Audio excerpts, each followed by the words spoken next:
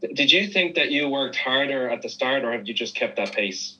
Did it ever let up, or did you feel, at the start you felt like you worked the hardest, or have you kind of always been hitting the 110% or so?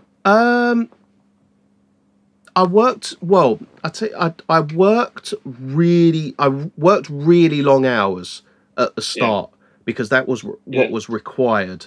Now, what I always say is that I put in the effort now. I put in the big kind of the long hours. I put in all this time in now to reap the rewards later on.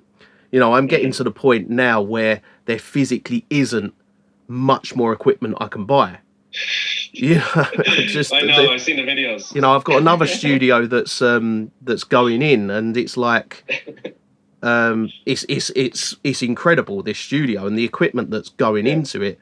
And there's unless I buy another studio, I don't know how much more I can actually put into these studios.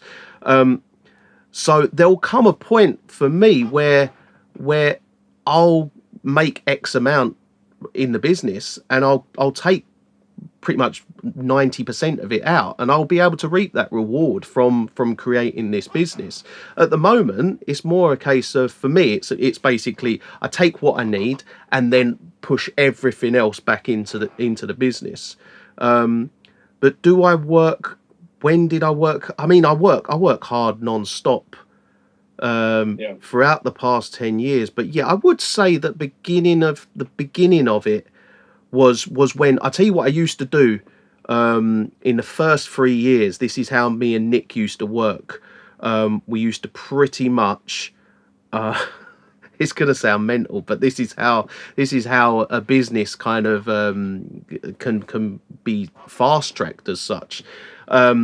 We pretty much worked 8 hours, let's say, and then fell asleep on the floor. And then when I kind of woke up, like a couple of hours sleep, then done another 8 hours, and it was kind of like 8 hours, 2 hours kip, 8 hours, 2 hours kip, and it didn't matter what time of day it was just this constant cycle. Because when people think of like a mixing and mastering business, for instance, they think of the only aspect of it being the mixing and mastering, but there's all the admin, there's web development, there's building a website, there's marketing, there's all these different aspects of it that, you know, the mixing and mastering is maybe 50% of what I actually do throughout a day. And then the other 50% is all the other stuff, these videos, all these different things that ultimately bring in the clients. And without those, if I just did the mixing and mastering just on its own, with none of the other stuff, none of the marketing, none of anything else, I'd soon not have any mixing and mastering. You know, there's only so much that talks for itself, and that generates its own, you know, repeat custom and all things like that.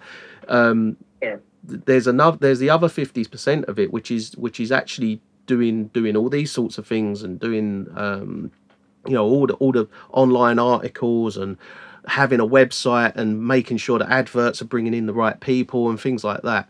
So it's a big job, all this. It's a fun job, though, to make believe it work. me. To make it work well, which is what you're doing, you know. Yeah. You know that where the benchmark is.